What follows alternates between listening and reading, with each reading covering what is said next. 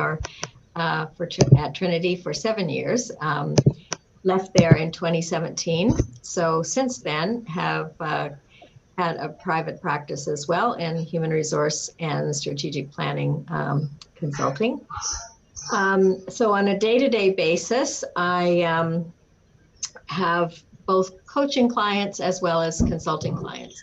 My real passion is coaching leaders, but I also do some work with regard to organization development. So currently, my client base includes everything from government-funded social service agency, where I'm doing both individual leadership coaching, but also helping them with a strategic plan. I'm working with a national church denomination in looking at their staffing, everything from position descriptions to compensation. I'm also working with a seminary and looking at their harassment policies and procedures. So that's kind of what a week looks like in my world, as well as some individual coaching. I'm delighted to be affiliated with Arrow Leadership, so I do executive coaching with Arrow Leadership. So good to be with you. I'm Gary Mirren. I'm currently the Director of Human Resources with a construction company called JJM Construction, which is about 50 years old. Started as a family business, and the owners are now getting close to retirement. I started with them about 3.5 years ago. Prior to that, I started at Cal Tire in Vernon in 2003, 2004. They never had an HR department, so I was fortunate to start their department. 7 years later, I moved to the Lower Mainland, joined Baptist Housing as the Vice President Human Resources. And from there, I moved to a company called Paper Excellence. I lasted a year. That was my mulligan in my career, big mistake I made. And then from there, I joined JJM Construction, where I'm very happy. So my career spans, I started prior to that, South African Railways. They gave me scholarships to study. And before I moved to Canada, my day-to-day, it varies from everything from career development, recruitment. Currently, we're involved with the 2 projects up in Kitimat with the LNG. At LNGC, we built the old Rio Tinto dock was sold to LNGC. So we're building a new dock because it's bigger boats or ships that need to come in once they start to produce the liquid natural gas. So Rio Tinto gave theirs because that's a deeper part of the port. So, and they were working with the building trades, which is a government union, or the union's favorite union, and they gave them all the big contracts. And then on the other side, we also built what they called the material offloading facility, or the MOF. And there we brought in our own employees. So staffing up there, this was altogether a $370 million project between the 2. Lots of labor relations, spent a lot of time at the labor board, but only for 2 incidents where one of the unions tried to unionize or get involved on the action, but they misunderstood the process. So the one project is wrapping up and winding down, so it's closing that one down.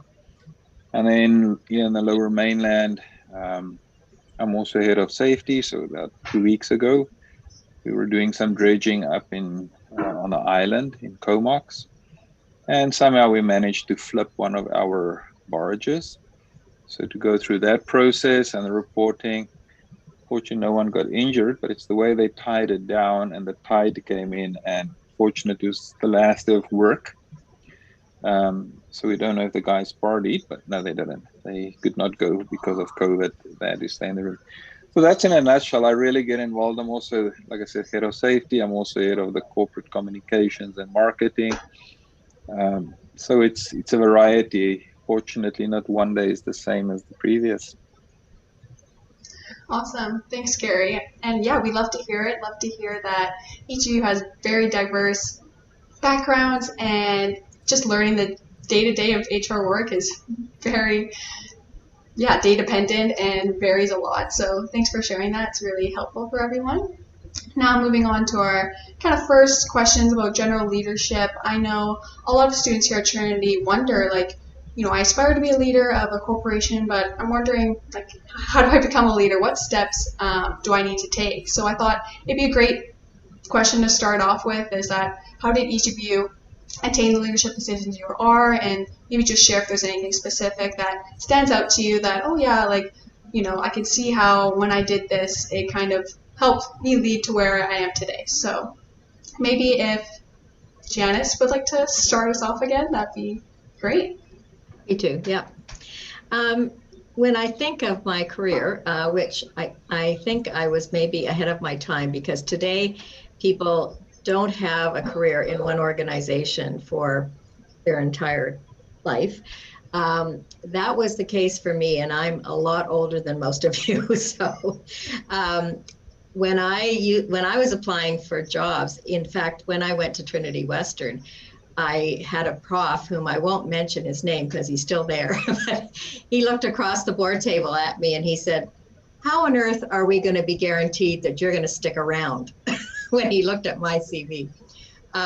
Because I have had the wonderful opportunity of moving around. And I think when I look at how I moved to different leadership roles, it was because I see myself as a lifetime learner. And I really encourage everyone to be being curious, be flexible,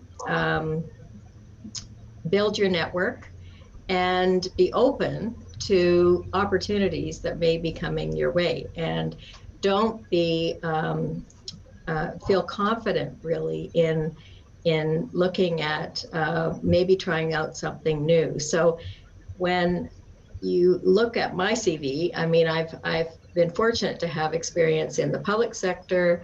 I started out in the Toronto Public Health Department, moved in, got my feet wet in management there, then felt, okay, I haven't had any experience in corporate life, so ended up going to CIBC, where I worked right downtown and had a good taste of the corporate world there.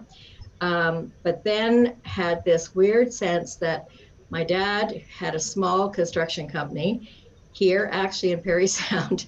And I thought, I've never done small business, so why not? I went and I joined him and learned a lot about family business. We only lasted a year and a half working together, but it really helped me to understand a lot of things about small business, about family business, about working alongside men primarily, tough men who thought, what on earth is she doing here? But then it brought me into life in the small community. I then went into a healthcare agency, learned a lot about working with boards and being a fundraiser in a not-for-profit. Then moved on to other not-for-profit organizations. And all of this has really helped me now as a consultant, because I have a broad understanding of where many of my clients are coming from.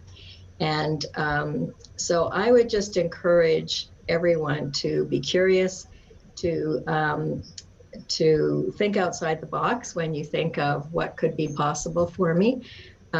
Build a network of people who could see you in other places. And for me, as a Christ follower, I just feel that, the Lord has actually put a lot of these things in place for me, and sometimes totally surprised me by what was put in my path. And my job was really to be open to some of these surprises. Awesome. Thank you so much.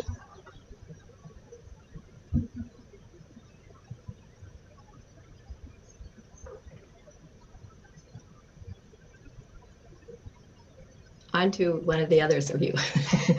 Gary, Audrey. Okay, I'll go next.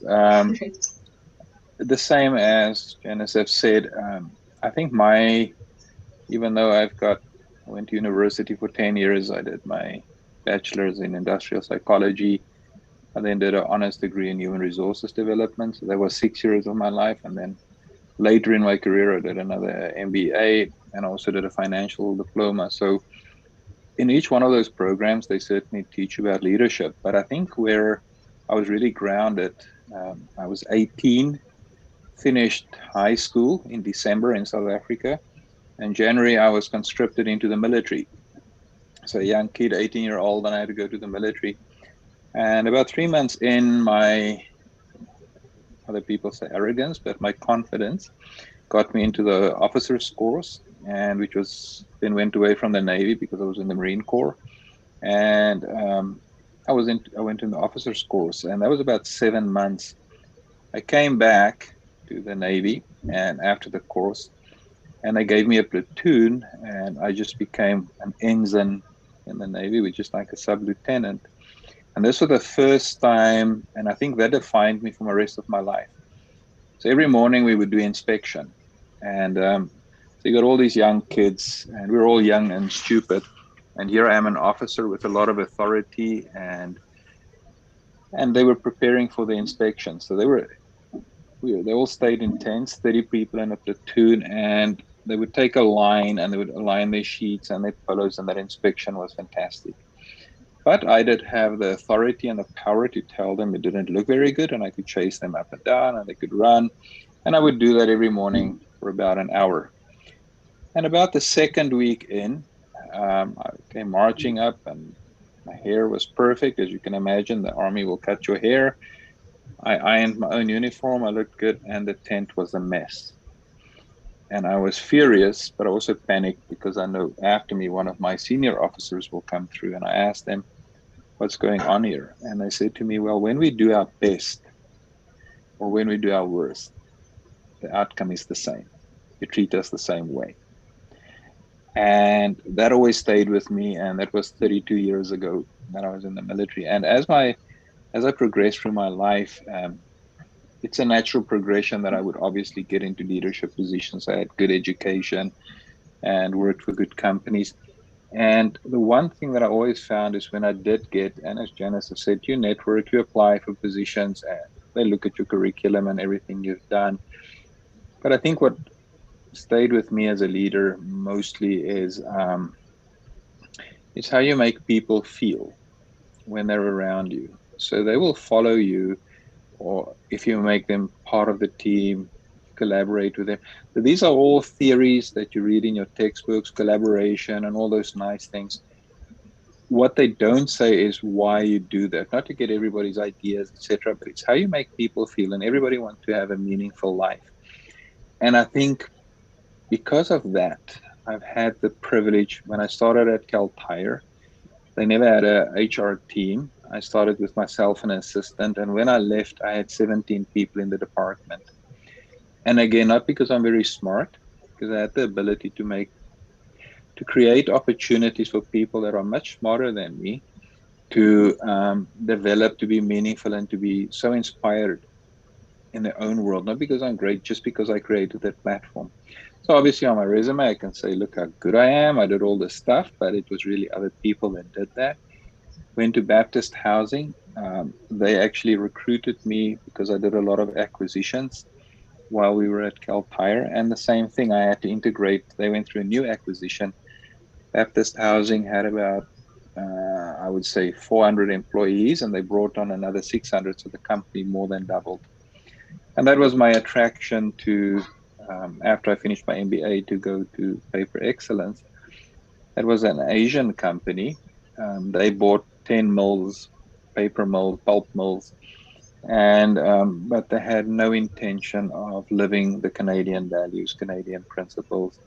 They tried to exploit the employees, etc. And that's another thing. You have to be value based. So it was also against my core values. But and again, as you all people, I'm a follower of Jesus, and the way they treated people. I could not let them feel valued, or so I had to get away from there.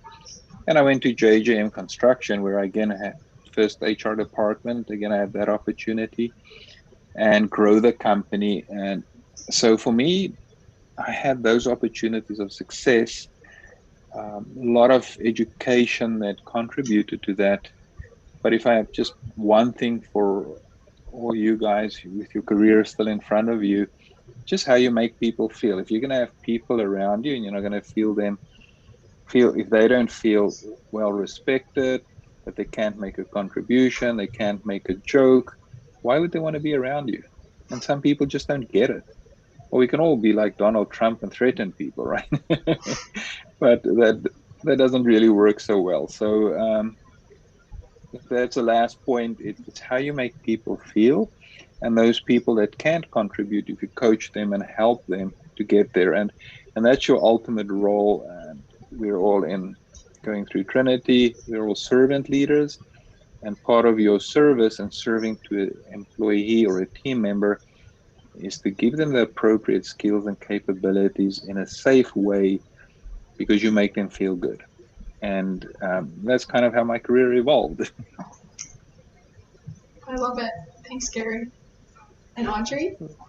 So I would say that my career evolved very similarly to Janice's.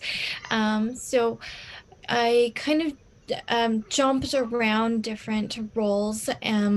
But what was really important for me as I was starting, off in my career was to be patient, but also to really absorb what was going around me so that I could understand different perspectives. And that really helped me become more of an empathetic leader. And similarly to Janice as well, I had the opportunity to work with a number of different types of organizations. So in the corporate world and different industries, I also worked with the family business. But outside of work as well, there are so many leadership type opportunities for you.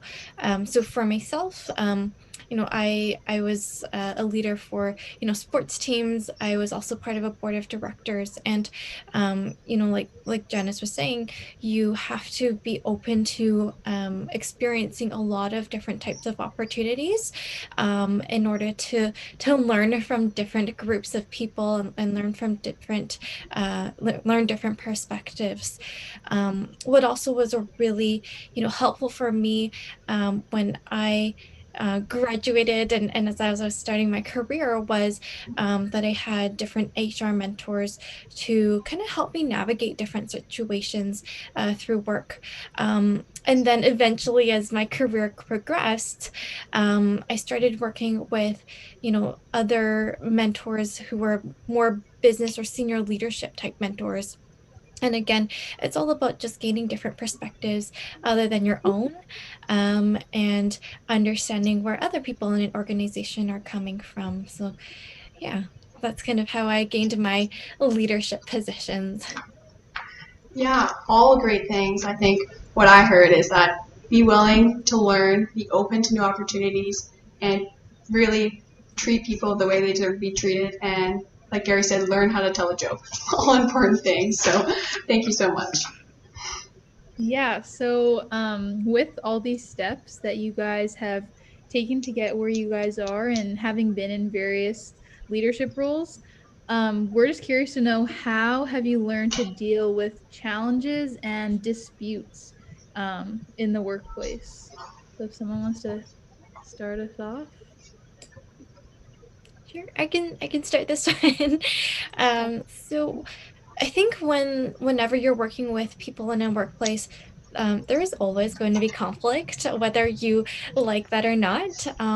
And for myself, I try not to embrace it or run away from it, but just to acknowledge that there will be conflict. And for me, I like to have a lot of context when I step into certain situations. So I start off by listening and understanding different points of view.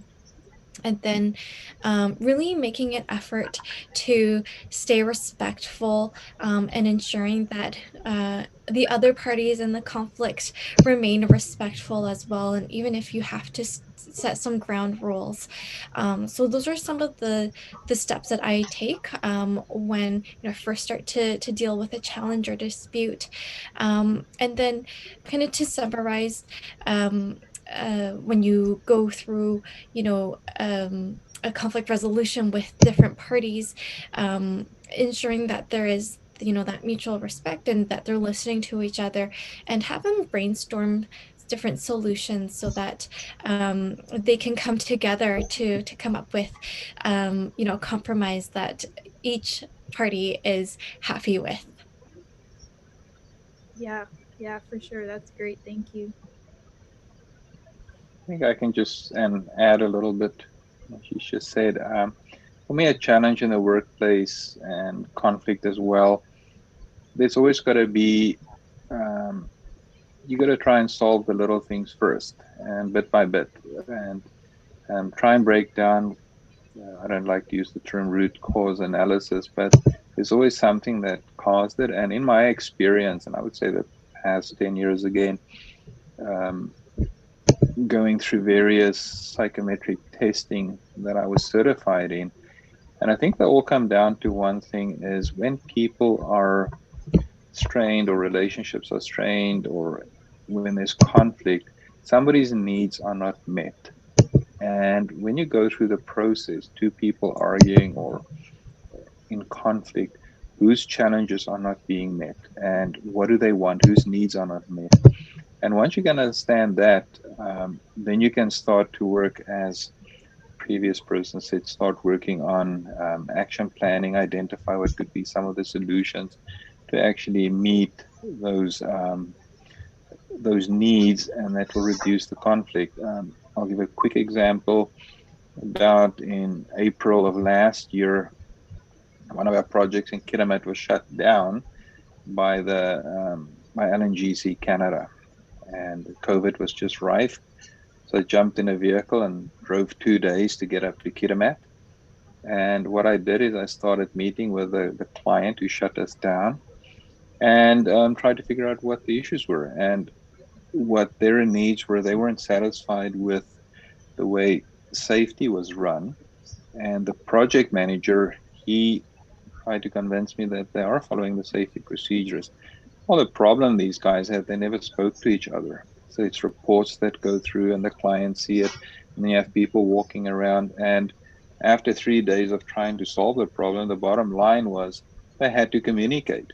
And so going back to the previous speaker steps, start identifying the steps of different communication platforms. What forms did they want, etc. So it's a simple example, but it did cost quite a lot of money just shutting down a site for a whole weekend. That's kind of my approach to it, is break it down in little pieces, see what needs are not met, and see if we can figure what it is and action plans to address those needs. Yeah, for sure. Thank you. That seems like a very valuable strategy. Janis, do you want to add a little? I won't repeat. I think both have presented a good process. When I was thinking about this question, two words came to mind.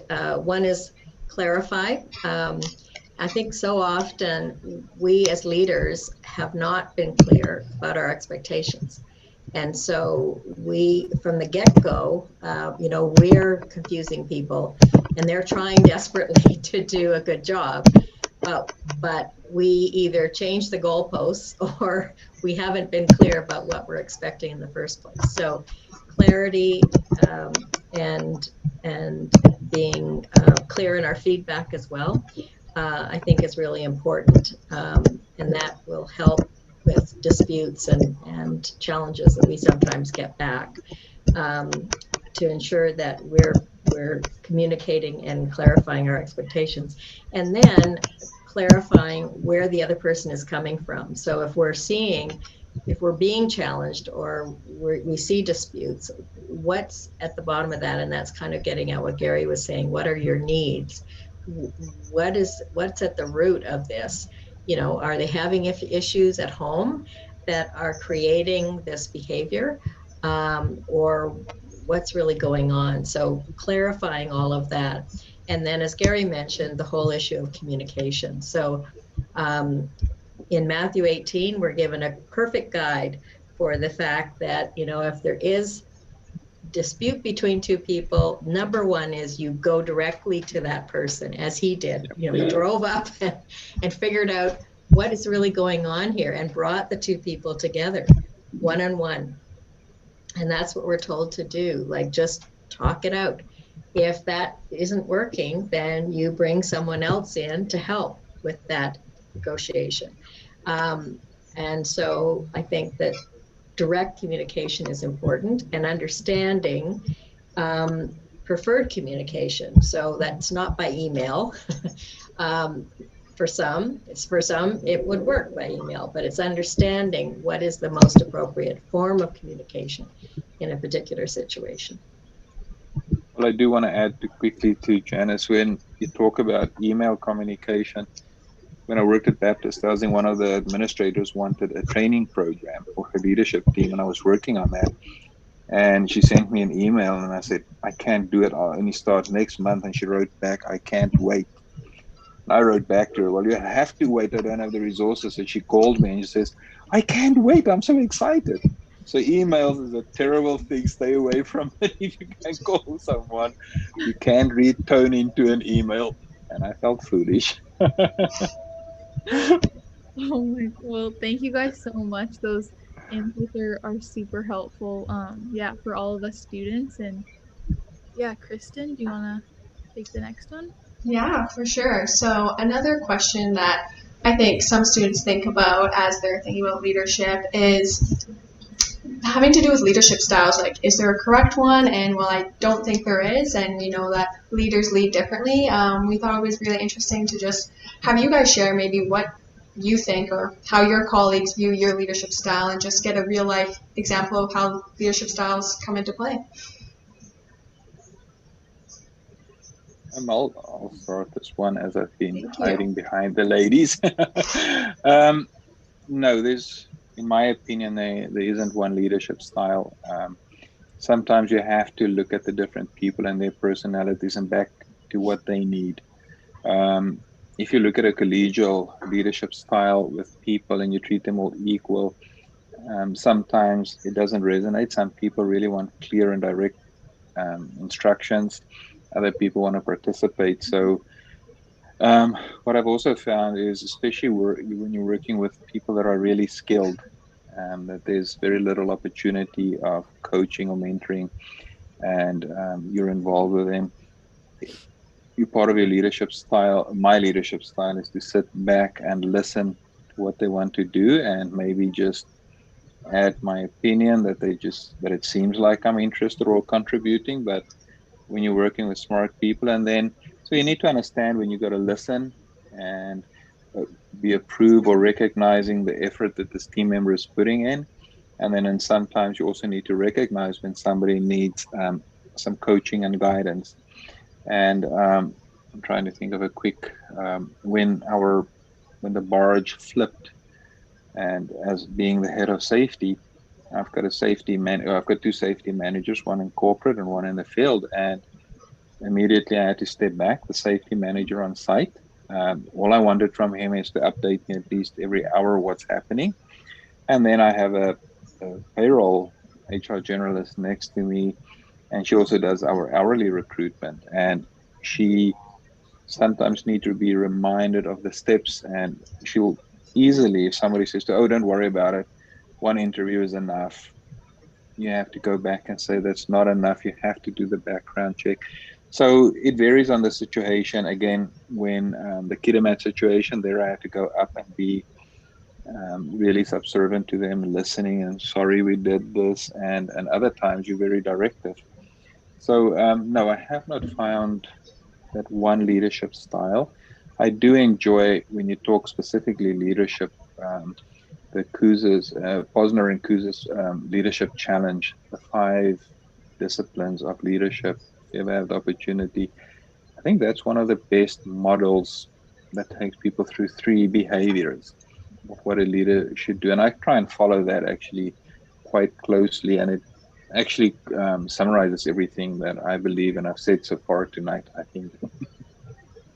Great. I'll just check that out. Thank you. Janis, did you want to go next? Oh, Audrey, please. Sure. No, Audrey, go ahead. Oh, thanks, Dennis. I think, for myself, very similarly to Gary, I've found that when you're in different arenas, you do have to use different styles of leadership, especially around, different people and different cultures as well. So um, one of my tenets of leadership is to remain flexible and adaptable, and I tend to listen a lot more, and I feel like you can never go wrong with being empathetic, but also when you need to have a heavier hand, being okay with that too and being prepared for that. So I think with the people that I work with, they would describe my leadership style as more of a servant leader to begin with, and then I kind of adapt my style depending on the situation or depending on who I'm working with at that moment in time. Great. Thanks for sharing. Yeah, I would say mine has certainly evolved over the years. I would probably be described as a caring and firm leader. So I think that I absolutely agree with everything that's been said with regard to it being situational, because the most important is that you do know those that you're working with, and you know what their competency is and what their needs are. And so for me, that's very much a part of being a servant leader, because you're being a servant leader if you are providing directives to those who really are needing it at the time, and that is situational as well as the competency of your employee. Yeah, I think that what I strive to do is to be empowering and to bring out the very best in those that I work with, and be really encouraging to them to stretch themselves, to try new things, and that I'm there to make them successful, not to catch them doing something wrong, but to build their confidence in whatever they're taking on. What I've found in my coaching work and consulting work is that actually when you see someone a leader who is insistent on being authoritative and a really assertive or aggressive kind of leader, it's often a sign of lack of self-confidence and certainly lack of self-awareness. So those for me are flags, not to say, oh, we've got to avoid this person, but to help them understand, how they're coming across and what's at the root of this need to be controlling everyone. So just some observations as well as personal comments.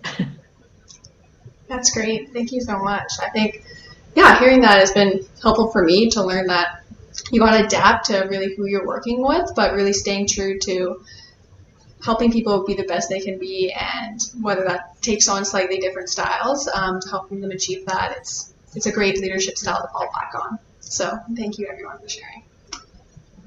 And I think Sierra might transition us now into some questions more about leading during difficult times. So Sierra. Yeah, so now we are going to move on to questions that are more applicable to our current climate and the impacts of a global pandemic, and what the impacts it has had on the workplace and in leadership. So first, we would like to hear from you guys which attributes you think are the most important for a leader in HR more generally, and then more specifically during the global pandemic. Audrey, do you want to start us off? Sure.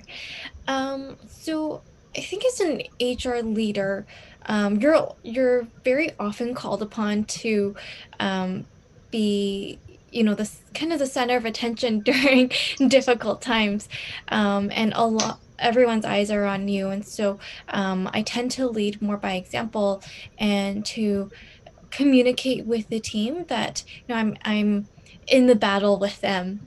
So I think, displaying again that empathy towards them.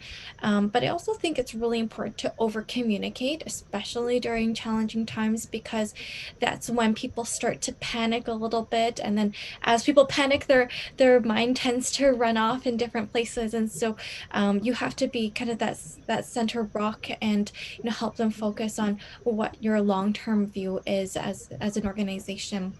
And again, communication includes listening to them and, uh, acknowledging what they're feeling and acknowledging the situation that you're in.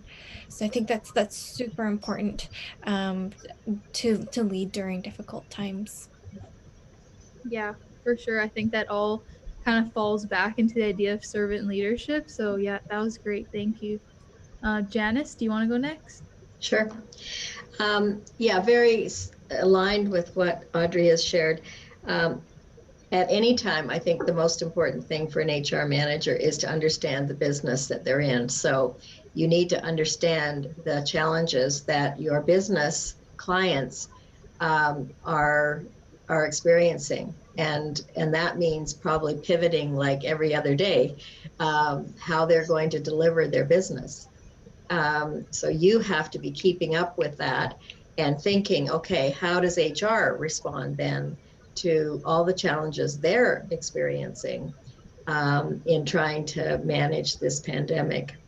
I actually was coaching an HR manager this morning, and she was on the one hand kind of complaining about all this COVID stuff and all the demands that COVID was making on her as an HR manager to serve her clients in the organization. And so I was trying to help her see the challenge this was for her clients in the business, and that, what was her role basically in helping to serve them and guide them through this time and provide them with good HR consulting and coaching.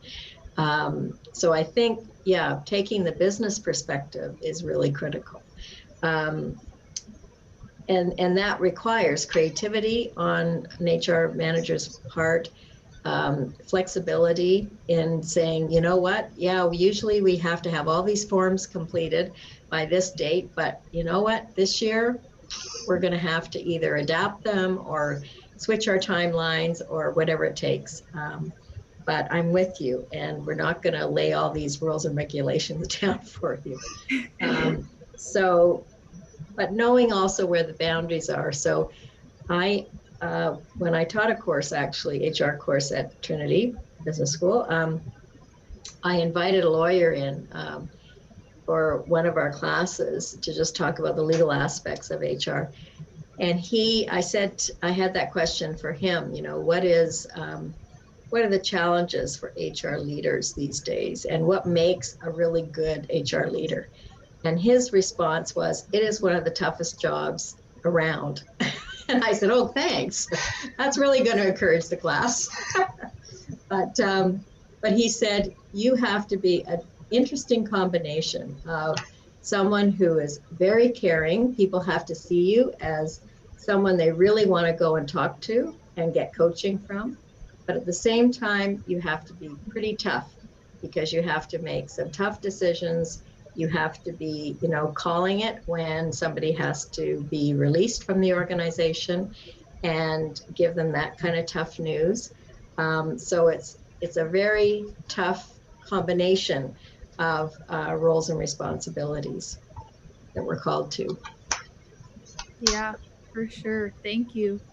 Gary, do you want to add on to that? I think I agree both with Audrey and Janis. I think the key thing for me is in a challenging situation, whatever it might be, I think we lost Kristen. Yeah. One moment.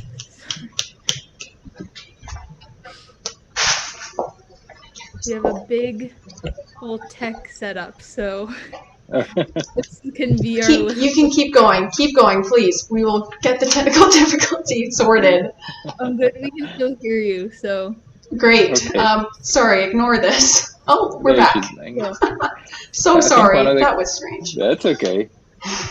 One of the key things for me is, especially when at work, whatever the situation might be, is to try and define what the end goal or the end state should be. And it's the same with COVID. It's the same when we had a flip on the barge. It's the same with the kitmat and many other examples I can mention. But it really, where do we want to end up with? And I think it was the disgraced Bill Hybels who once had a very smart little flip chart in all these conferences he had.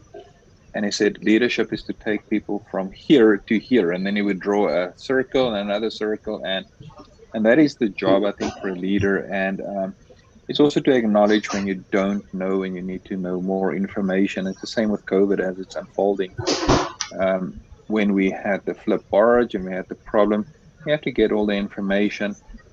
What the individuals at that time, the one construction manager who was responsible for the Comox job. So it flipped on the Sunday night. The Tuesday we had it back, and it was floating back to Delta. And he came to my office on the Friday when it was all quiet and everybody is lazy and unmotivated to do anything. And he came to me and says, is anybody going to get fired? And I said, but that's always been the company's policy. We don't fire anybody for an accident or an incident. We want to learn from it. But can you imagine if we start firing people, we will never learn from that and people won't want to do their job. We want to see prevent. So people also, and I think Audrey mentioned it, you need to understand how they feel about a situation, understand, recognize that stress, so if you can also help them manage through that. But for me, it's always that end state. What does it look like in the end? So we have to struggle through a bunch of things right now. You will have some information. I will have some information. So I know we didn't ask the COVID question yet, but even on COVID, as the information came up, it was my job to really research and get the information and share with the employees because they didn't know.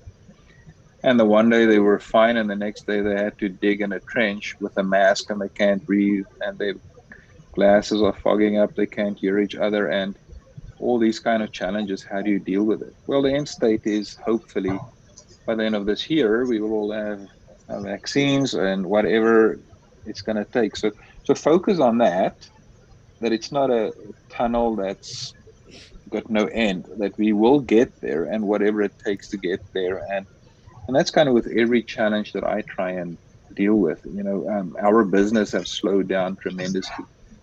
Like we're doing half of the work every month now. We're running at a loss. We don't have enough construction projects.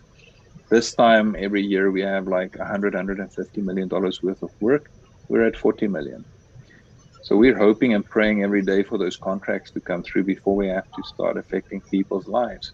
But we're trying to focus on the end goal and then acknowledging everybody's behavior and fear. And I'm not going to repeat what Audrey said, but she's spot on. You're not just working with a bunch of people, you're working with individuals. And they each have their own emotion, their own feelings, their own fears, their own needs, and you have to be able to deal with that. Yeah, I think a theme you all kind of mentioned was being adaptable, and I think that's something super important, you know, us as students that we can learn from. And yeah, thank you guys so much for your insights on that. Yeah, on to the next question. Gary already alluded to it a bit, but with the COVID-19 pandemic, lots of changes have to be made at an organization, and whether that's communication methods and standards or roles and responsibilities, so much is going on, so much uncertainty, and with change, there brings sometimes people who don't want to have change, or there just comes a fear. So one question we had is, as leaders, how do you help ease the transitions to something new or implement changes? Because I think that is something that's come up from the COVID-19 pandemic, that leaders have to be able to affect change. So I would just love to hear some insights on how you guys think leaders should, could, can affect change. I can start this one if you'd like. Fantastic. And this is where I've been, just working with some leaders in different organizations. But I think because so many are working remotely, and even if some are going into the office, not the whole team is going into the office at the same time. And where they used to be able to all gather either in the lunchroom or someplace to kind of connect with each other, that's not happening now and hasn't been for about a year. So some ideas and things that I've been working with some of my clients with around making those kinds of things happen virtually is just a 10-minute virtual huddle every morning. and it's been amazing in one case where it's made a huge difference to the team. And they only take 10 minutes, but it's a come together. We exchange a little bit about what's going on, in my life, and also what are our priorities for today. So it doesn't take a lot of time, but it's a connect for that team. It's a little bit of informal personal connection. And it is helping them stay motivated and feeling like they're staying connected. Another thing that is a little bit connected to maybe maintaining culture, which is another question, but just providing some surprises. So another client is doing things like, when they're having a team meeting, all of a sudden, everyone on the team gets a delivery of Swiss chalet or hamburger or whatever, and they all, or Starbucks coffee, and everybody is sitting there with a coffee from the company and enjoying coffee together. So again, it's providing some shared experiences and giving folks this sense of we're in this together, and even though we can't physically be together, we're having some of these experiences.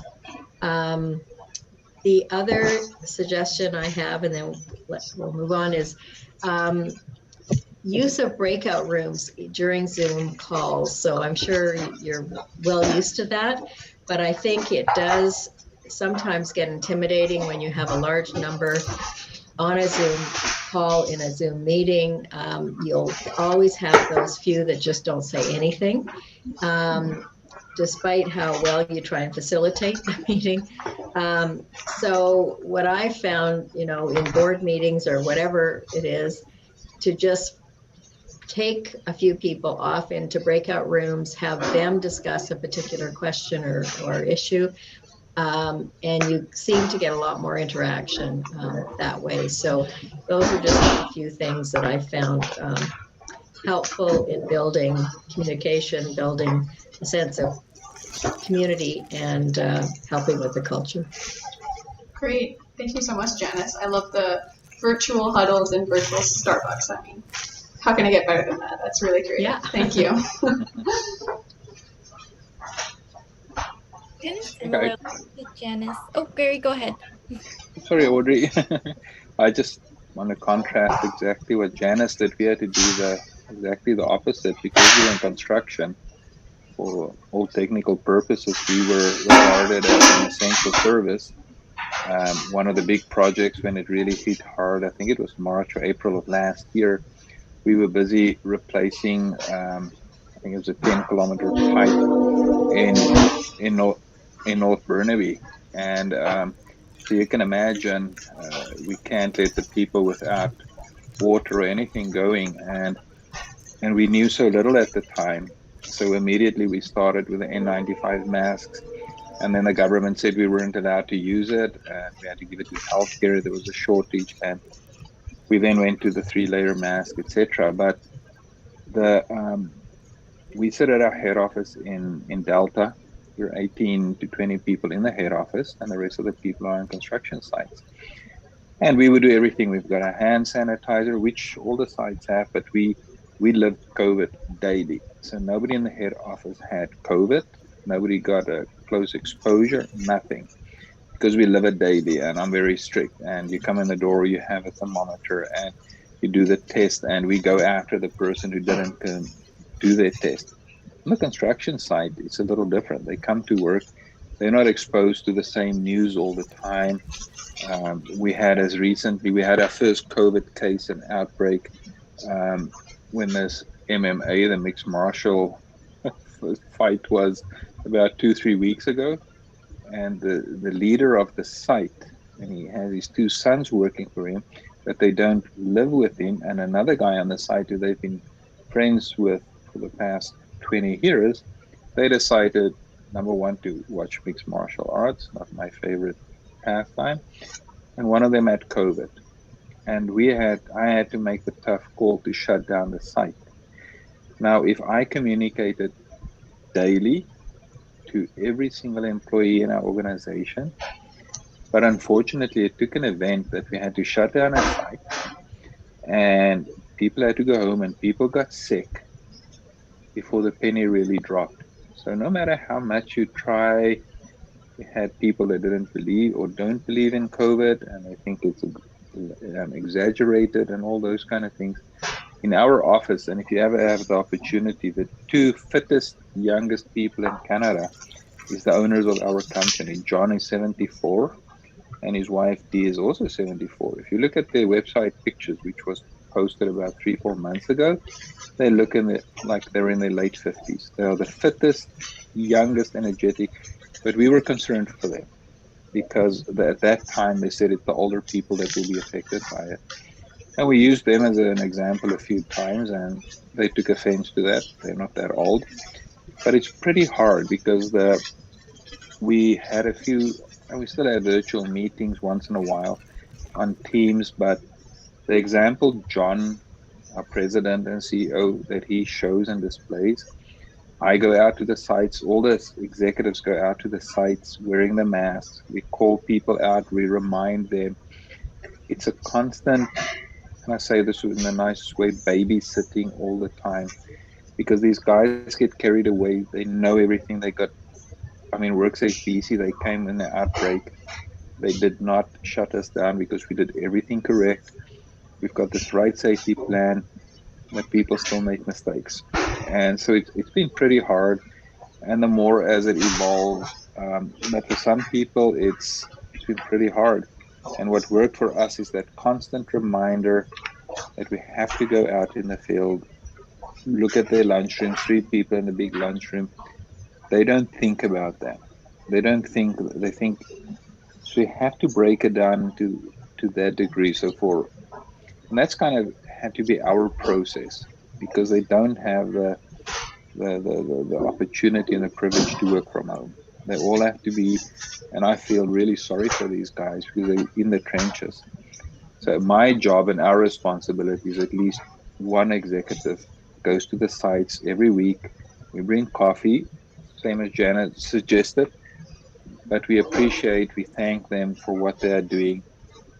But they are responsible to keep our company afloat, not to bring the virus to work, not to take it home, and we will do whatever it is. So it's a journey.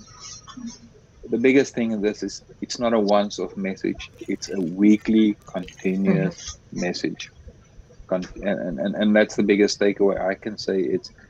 I'm a certified OD consultant trainee. I've got a designation in OD. I've done a 3-year program through Pepperdine University many years ago. Change management with this has been very difficult and it takes a long time because on the work site, nothing has changed. You can't see this, you can't feel it, and it's very hard. It's a constant reminder daily. Yeah, that's a great example just to hear from the essential workers kind of how COVID has affected them. So thanks for sharing that. It's very insightful. And Audrey, do you have anything to add? Yeah, So very similarly to Janice, I'm fortunate enough to work with team members who aren't essential workers. And so the way that COVID has affected us is that, we're all working from home. We have to figure out ways to communicate and to connect with each other. And different ways that we've done that is, very similar to Janice. We have our weekly huddles, and everyone is responsible for coming to the huddle with, something positive that happened to them in the past week, whether it's at work or personal, and to also call out somebody else on the team who has done a really good job. And that's kind of helped us keep connected and to continue to acknowledge, the good work that everyone is doing during these really tough times. Yeah, I love that. Just how the power of encouragement is just so important during these times when we do feel, maybe down sometimes or a little bit uncertain. So thanks for highlighting that. That was great. And I think we're at our time, but I wanted to, if you guys are okay, to open up the Q&A just so any of the viewers, if they have any questions about what we've been talking about, that they can address them. So I think Sierra is going to be looking at the live stream for any questions. But again, thank you so much for your time, and we'll just see here if any of our viewers want to ask anything, because you all said great things, and I'm sure, we have one. Sierra? What do you believe the future for working remotely will hold? Does Janice, do you want to go first? Sure. Yeah. Actually, that was perfect because it was a prepared question too. Perfect. Yeah, I think remote work is here to stay. So I don't think it's going to, be back to normal, quote, and everybody's going to go back into the towers. I think that it is important to know your two things, to review role descriptions and to see, okay, what makes sense for this particular role.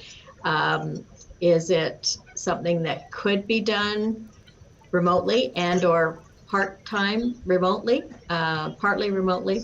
And also to talk to your employees and find out what their needs are, what their preferences are. We know, and this is where an encouragement for personality testing or some kind of assessment of your employees is helpful, because we know that there are those that are energized by interacting with others one-on-one in person, and they are not enjoying this remote work at all, and they're desperately trying to find ways of interacting with others. We have other people, and I was just talking with a woman who works with Bell Canada. She has increased her productivity almost double by working remotely. And she's an introvert, and she loves working remotely. And so she's trying to negotiate with her boss, how can I continue to do this? I don't want to have to go back to the office. I've proven to you that I'm way more effective by working in this way. So I think it will be more work for HR, basically, to be reassessing roles and to be getting better handle on the employees and their needs, and to balance out, what makes sense for both the organization's needs and to enable individuals to be able to say, yeah, this works way better for me, or no, this has been chaos at my home, I got to get back to the office. So that would be one thing. And the other is just work-life balance. So I think that, I think that needs to be taken into the equation too, because I do know people who are saying, I'm just working 24/7, and that's not been healthy for me. So I do need to have more structure in my life, And I find if I go into the office, that is a better separation for me. So